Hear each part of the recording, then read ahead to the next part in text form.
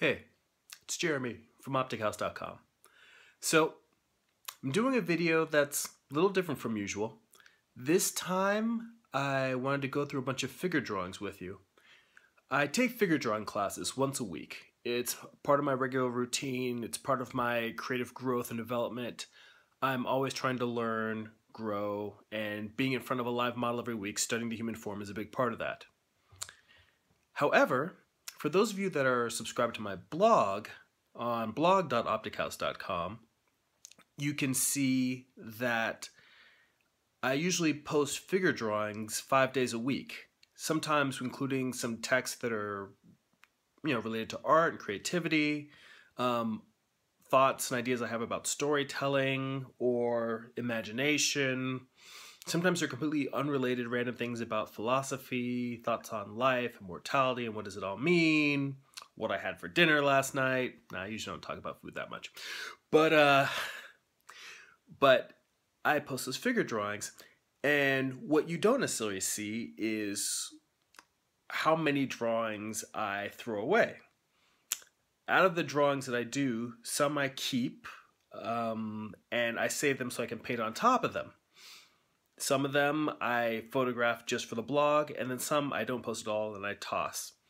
So I thought I would share that process with you because I have about 3 or 4 weeks worth of drawings that were sitting on my drawing board. I have them clipped to my drawing board that I take to class every week. And so I was clearing off the old drawings and adding a bunch of fresh stack of newsprint, and I was just getting ready to sit down and photograph them. I thought, you know what? I've never shared this process with anyone. I don't think my wife has even watched me do this. Maybe she has once or twice, but, I thought I would share it with you. All right, so here's the stack of figure drawings that are on my board right now.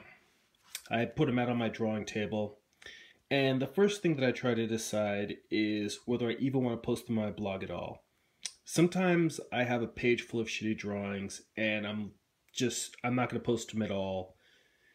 And I'm actually not afraid of posting bad drawings and sharing bad work with you, because I feel that when people are learning to draw, or other artists in general, even if you're already somebody who's a working professional, we feel like everyone is always so polished and perfect, and every artist knows that they do shitty work sometimes that they hide and throw away, they never share with anybody. And I feel like sharing my bad drawings is not like I'm giving people permission to be shitty artists.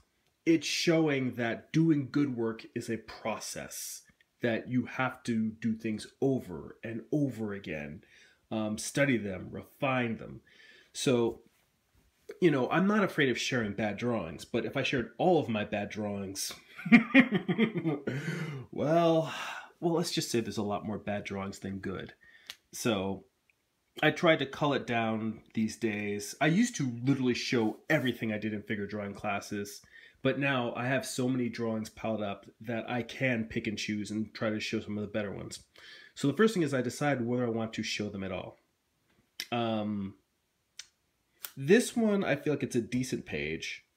Right now I'm taking a class with Carl Ganas at the Animation Guild, and it's on heads, hands, and feet. So all the stuff I'm showing here is mostly just heads, hands, and feet. This page I think is decent, so I'm going to photograph that. These pages, it's weird. Doing this live, I realize I have to stay close to the phone because when I move away from it, it's like I'm not on mic because I don't have a little, mini clip-on mic. These ones I don't think came out that well. Usually when I have a page that doesn't come out well, I'll decide to reject it and not put it up at all.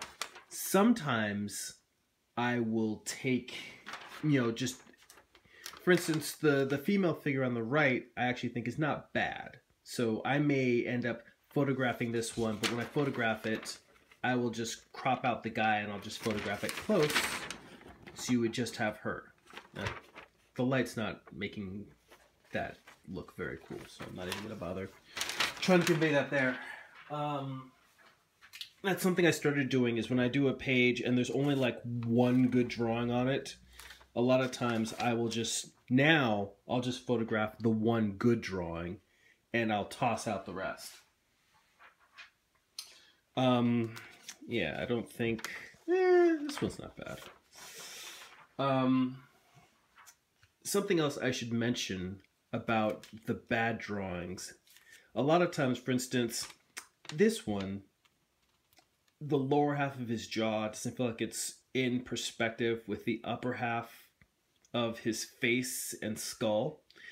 Only because I'm in a period where I'm really far behind on Morningstar, I'm not going to sit down and do what I would normally do, which is a lot of times I will do these bad drawings, and instead of tossing them all, I'll just redraw the bad drawings. You'll see some of those as we go further along in here. I think on this one, this page is decent. I mean, it's kind of a cheat in the sense that if a portrait isn't horribly drawn, I feel like people do like looking at drawings of human heads and faces. So, you know, while these aren't necessarily masterworks, I do feel like they're decent drawings, and I'll probably, you know, post this sheet. For those of you who have looked at my website, my gallery, I do have sort of a penchant for drawing a lot of women, so you could probably see why the ones that I want to keep tend to lean more towards the female form as opposed to the male form. I think I'm umming a lot only because more often than not when I'm sitting watching video of, you know, myself drawing really fast, I can just riff off of those things. And for some reason, looking at these things, the actual physical motion of moving through the drawings is messing up my flow of talking extemporaneously.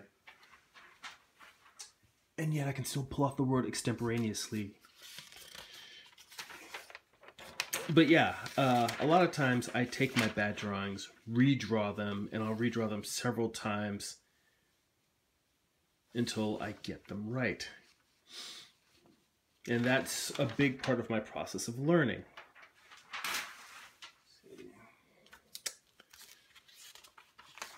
Like for instance, on this page, this top drawing is the drawing that I did from the model during class. I think these were probably 5-minute poses.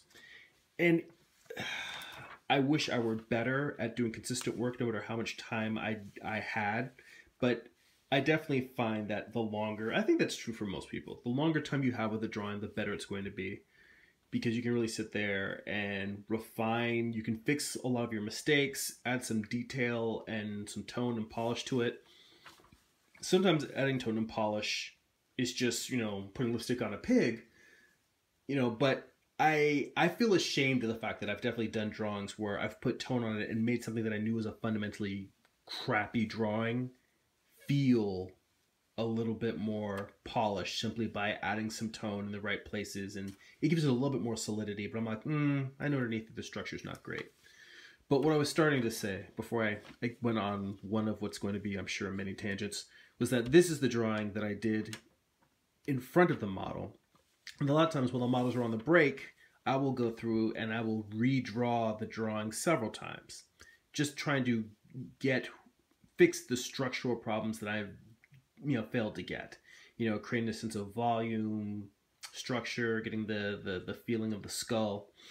Maybe it's just certain character details that I noticed that the model really had, but I didn't catch in the drawing, and then I'd go back and I'll try to draw it again and say, no, wait, that's what it was look like. No, wait, that's not it. No, that's not it. And this is one of the things that figure drawing is really great for.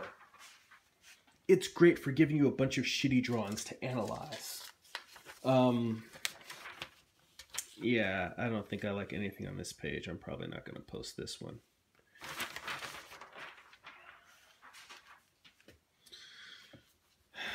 And I don't, again, I try not to be hard on myself. Let me put it this way. I'm critical of myself, but I've talked about this before. Beating yourself up doesn't help anybody. Doesn't help you. Doesn't help the people around you. Doesn't make people who do like your work feel good about it. It's simply me saying, this picture can be better, or it's not my best work, and I accept that, but I try to learn from all these. This one is in the maybe pile. I might photograph this one only because I like the way that her hair, the way that I rendered the highlight of her hair. And it's not anything complex. It's just a broad highlight along the surface that would be sort of the hidden corner, but the part that would be closest to the light. You know, there's light hitting up here at the corner from the eye, you know, from her brow, and it's going along her hair. There's light going along the cheek. And the fact that I've got that lighting going on in the hair, it's like that feels like that's working for me. The rest of the drawing, I don't know so much.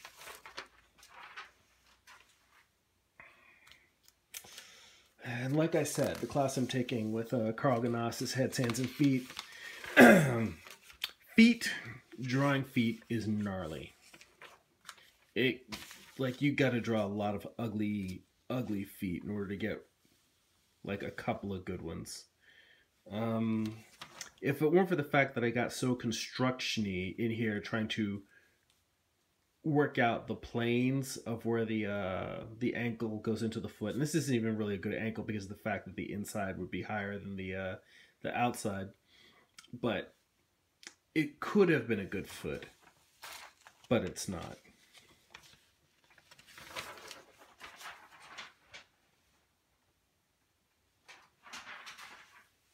Actually, I should correct myself because there's one drawing on that page. So I said, that one drawing is not bad. So I may photograph the one drawing close up, cropping out the rest. Yeah. I kind of like the fact that, you know, most of the time when the model are doing foot poses, I pick one foot and I work on it.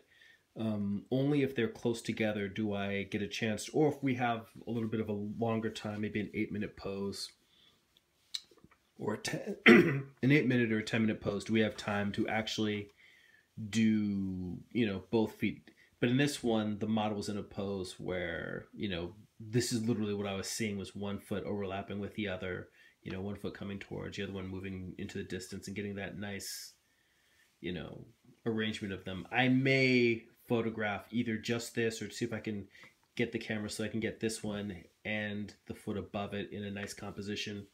I don't know, we'll see. But as you can see, I do, let me see. I'm wondering if I should speed this up because I got a lot of drawings on this board here and I don't want to be here for hours because originally I was saying, oh, let me just photograph all these drawings before I go to bed. And I was like, now I'm sitting here and I'm doing the video and I'm talking. And I'm like, oh, well, now I'm just staying up going through drawings when I should be either getting this stuff photographed or getting my ass in bed. This one I will keep. A lot of times when I keep them, it's not even necessarily that it's a great drawing, but I feel like I capture something. And I like the fact that I captured that sense of the structure of both the cheek, like the muscle, as well as the bone of the cheek. So I really like that piece in there. So I think that I may photograph this whole page because even though a lot of these are rough, primitive drawings, they've got a lot of character to them. Now, it helped that we had a model who had a lot of character to him.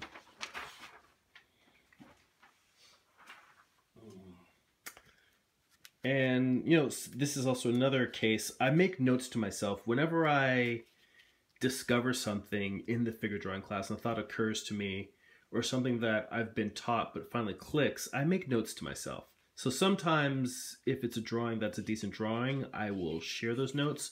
But a lot of times these things are purely for me. Like I'll simply photograph it, and I have a whole folder on my computer of figure drawings that are just for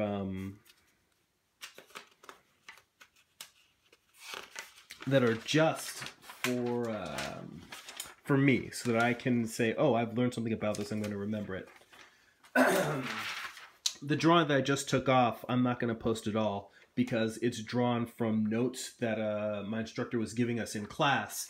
And while a lot of my figure drawings are informed by his teaching, you know, unless it's something that's generally known, like common knowledge, something that, like, say, you could learn from an Andrew Loomis book or looking at Michelangelo or a Jack Ham drawing book, unless something in the drawing is something that's sort of commonly known in drawing, if it's something that specifically comes from my instructor's teaching, he teaches in a very specific way and has a very specific approach, and I respect that. So I don't share, you know, his teaching methods online. So while there may be things in my drawings that I can see that I think may embody some of the things that, the way that he teaches.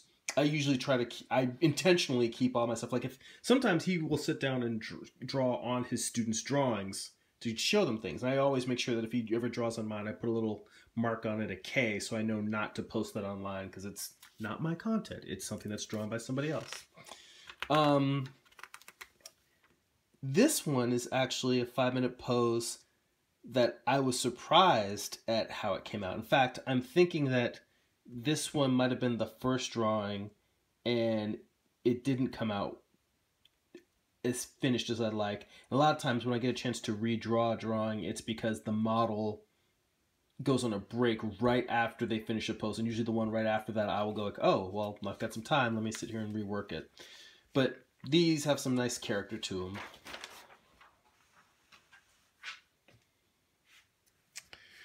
I think these tiny ones are probably me redrawing some other ones the model did, because a lot of times when I redraw them, they tend to be little smaller ones. Yeah, I think I'll probably keep these. And this one is probably one of the most finished drawings I've ever done in a figure drawing class, because I really am a very loose artist, and on top of that, when I'm in class, I'm thinking way less about doing a finished, polished drawing, and I'm thinking a lot more about just trying to understand structure and volume and lighting. I don't think there's enough light in the room that if I bring this close to the camera, it's going to show up well. Oh, well, that's not bad. But yeah, so this drawing, I think, is definitely a keeper. In fact, I mean, I usually sign them not so much because it's a finished art piece, but more because a lot of these ones I'm going to do, you know, cut out. Or actually, it's not just even the cutting out. It's more the fact that at some point I'm going to go back and look through a lot of these drawings, and I'm not going to remember when I did them. So sometimes I'll mark them with the year. Usually at the start of each drawing class, I will write down the month. You know, that way I can kind of remember where I am creatively at, you know, different time of the year. This one, this is another one of those pages where it's a mixed bag. I actually kind of like this one, this drawing right here. The other ones have some nice character to them, even though they're not drawn that well. So, yeah, I think this one I may photograph for the blog, and I'll probably toss the rest. The one that I showed with the guy holding the knife, that's one that I will probably paint over. So, I realize just now as I'm going through these, I'm not saying which ones, I'm saying that there's ones that I like and I'll keep. There's some that I'm going to toss. I hadn't mentioned which ones I will or won't paint over. I think that one with the knife is probably the only one I've seen so far that I'll paint over, but there may be one or two others that I missed, but I'll try to make a point to point that out as I'm going. These are all specifically about expression. They're not particularly great drawings. They're just things that are great for learning from. This is actually a page that I will probably save to do drawings from, because a lot of times when I do things that are not great drawings, but there's something that I was going for and I can see that, those are the kind of things that I will redraw many, many times to learn from. Let's see. A couple of full figure drawings, but nothing special. This page, again, you know, I like drawing the ladies. I may post these. A couple of good ones on here. In fact, I think I might actually paint that one up there. I think that one's decent.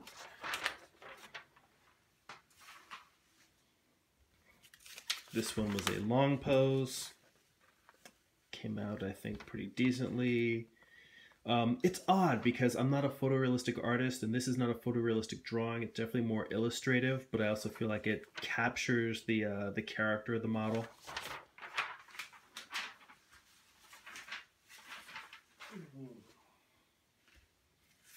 See, yeah, just some hands here. You know, I marked that it was April of 2016, that is.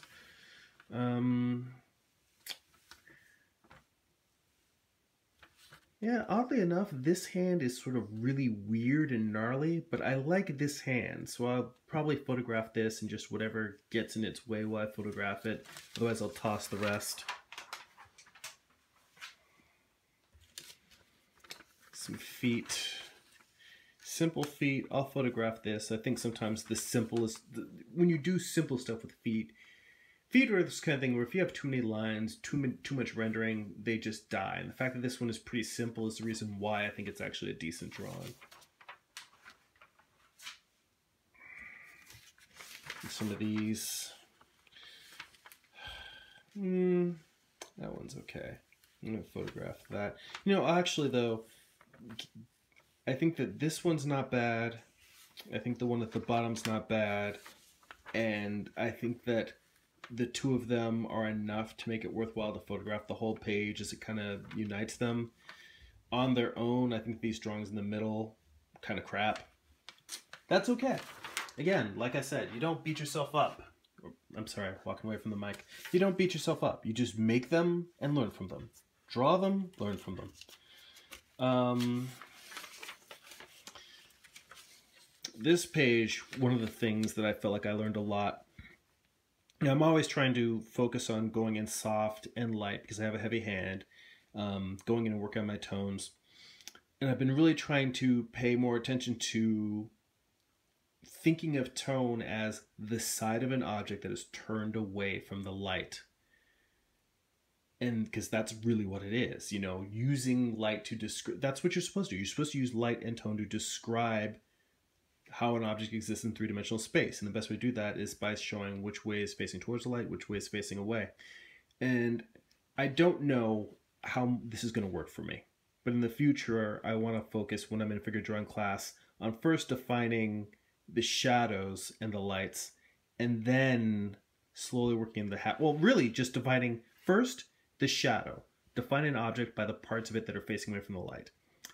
Then, I don't know whether it's slowly creeping into halftones, and then whatever's left, you know, is the light, or defining the shadows and the light, and then letting a little bit of halftone creep in. I think it may also depend on the drawing and the model, the way the lighting is set up, my mood. There's a whole bunch of reasons why I may try to do a few different things. Let's see. What's funny is this is another case of me doing multiple drawings of a bad drawing. Let me see if the bad drawing is on here.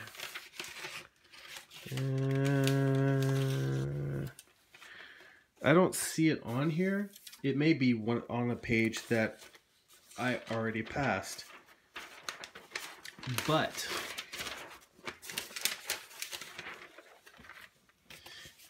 this is a case of me doing a drawing of a model, and I totally didn't nail them at all. Like, I remember specifically in class, even though the drawings aren't on here, that it was a head slightly at a turned angle, and this is something that messes me up a lot. When you have a face and the light is very clearly on one side, and it gives you the illusion, or in my mind, it gives me the illusion that they're turned slightly to one direction, but really they're just looking straight on, or almost completely straight on. So I ended up doing a couple of different versions, doing it where just trying to define the box, using a box to define the form, trying to figure out exactly how far I wanted the face turned. And this is all four of these drawings are me trying to work out what was wrong with a fifth drawing that was done before them.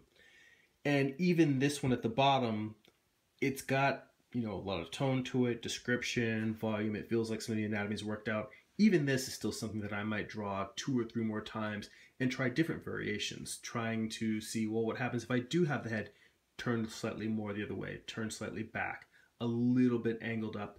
Because a lot of times you have to play with these things on the paper, and it's like being in a laboratory. You try it, see what works. You may find that by taking an angle that you always have trouble with and saying, I'm going to tweak this angle, you may say, oh, this is the way I should describe this thing when I'm trying to do it because it looks better. And that isn't a cop-out for not learning how to draw something at a specific angle, but it is important, I think, to to do both, to try and butt up against something you're not able to accomplish and also find ways to work around it. I don't think it's an either or. I think you can hold both ideas in your head at the same time, or at least I try to. So these are some more hands. I will probably post these. Hands are not particularly things that I will do paint overs or, paste onto illustration board and paint, only because people really want to see either human figures or human heads. I mean, if somebody wants to buy a bunch of drawings of hands, we'll see. I may do a couple just to see if people like them. But it isn't something I would go out of my way to do. And my God, I did not intend to go on for this long, but we're almost done here. Last couple of drawings, a few feet, really tweaked. The model did have a slightly, a bit of a gap between the big toe and the other toes, but I think I exaggerated it because that is a problem. I think whenever you're trying to tackle something drawing-wise that's difficult, your first instinct is to exaggerate. So, a lot of the art and craft of figure drawing is learning how to render subtlety, which I am a none too subtle person. I tend to be kind of bold in both my thinking and my statements and my compositions, and not in a good way. Bold in the sense of, I think, like a bull in a china shop. I would like to be more refined, more subtle, and it's something that I work towards. I think that's the magic, is when you can have a very bold, simple object and visual statement, and yet it has so many subtleties and levels and layers. This one, just because hands and getting that sense of direction is so hard, I think I will definitely photograph all of these. I might try to paint some of these just as an experiment. I don't know, because there's all these hands grasping around each other. It's kind of interesting. Depends if I can find a cool way to crop them. And these feet. Yeah, this is the last one. And this page are some of, I think, the best feet to come out of this session of the figure drawing class. Again, that's not me saying that they're brilliant feet. They're not brilliant feet. But for me, given the level of mastery that I have of it, I think these are better than some of the ones I've done the last session. It's another thing with the figure drawing classes I take. Every time I finish a figure drawing class, I feel like I've moved the needle a tiny fraction in terms of making progress. And I always think to myself, if I were as good at the start of this class as I am at the end, then I would be that much further along. But you can't will yourself to be better. I mean, maybe you can. Maybe I'm shooting myself in the foot by not willing myself to be better. But for the most part, I feel like it's a process. It's a process. You keep putting in the time, putting in the work, diligently learning, growing, focusing. That's it for now. Check out my website, optichouse.com. If you enjoy these videos, please share them. Also, sign up for my weekly newsletter to get a free digital download and see what else I'm working on. Go be creative.